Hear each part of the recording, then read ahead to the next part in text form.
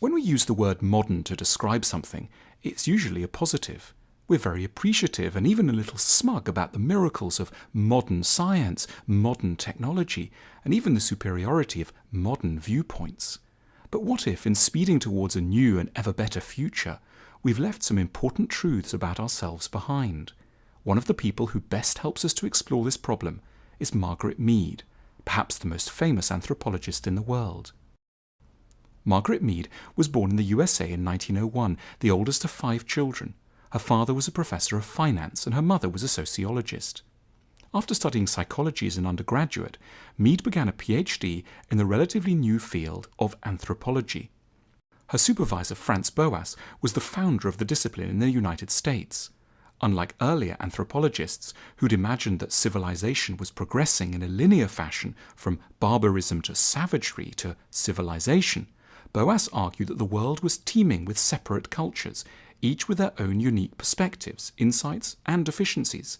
The modern Western world was not the pinnacle of human achievement, but simply one specific example of what humans could get up to.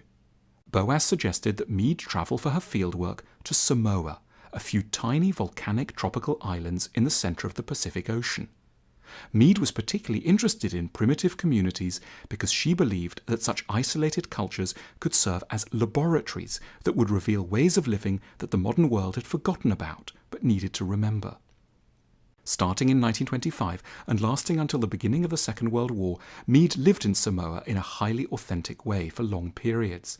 She learnt the languages, dressed like a local, and even carried babies around by having them cling to her neck. Mead became fascinated by Samoan attitudes to sex in particular.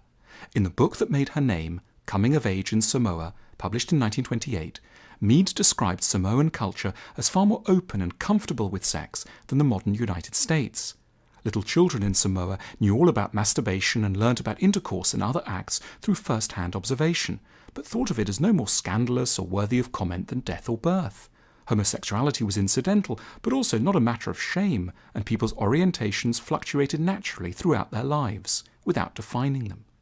This intrigued and inspired Mead, who herself led rather unconventional life, simultaneously involved with successive husbands and an ever-present female lover, another famous anthropologist called Ruth Benedict.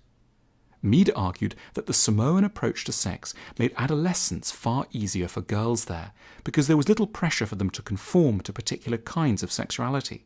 They were neither pressured to abstain from sex, nor to achieve particular milestones like having boyfriends or getting married. Gradually, Mead got interested in gender roles and discovered that modern societies are far more rigid in this area than primitive ones. For example, Americans tend to think of men as productive, sensible, and aggressive, while women are often told that they're more frivolous, peaceful, and nurturing. But in her 1935 book, Sex and Temperament in 3 Primitive Societies, Mead studied tribes in Papua New Guinea and recorded that in the Arapesh tribe, both men and women were peaceful and nurturing, while among the Mundugamor tribe, men and women were both ruthless and aggressive. In short, Mead suggested that no gender traits are ever simply human nature. They're all instead simply possibilities, which are either taught, encouraged, or shunned by any given culture. Mead's striking conclusion is that it isn't gender that makes women curl their hair or listen to people's feelings, or race that makes some nations regularly attack their neighbours. Rather, it's the social expectations and norms that have developed slowly over centuries, and which have laid the groundwork for each individual's psychological makeup. We must recognise, she reminded her readers, that beneath the superficial classifications of sex and race, the same potentialities always exist, recurring generation after generation, only to perish because society has no place for them. Mead herself learned so much from her anthropological subjects. She brought up her daughter according to some of the parenting ideas of the primitive people she worked with, like breastfeeding on demand, which she helped to popularise in modern-day America. During World War II, access to the South Pacific was impossible, so Mead began to study more complex cultures like her own.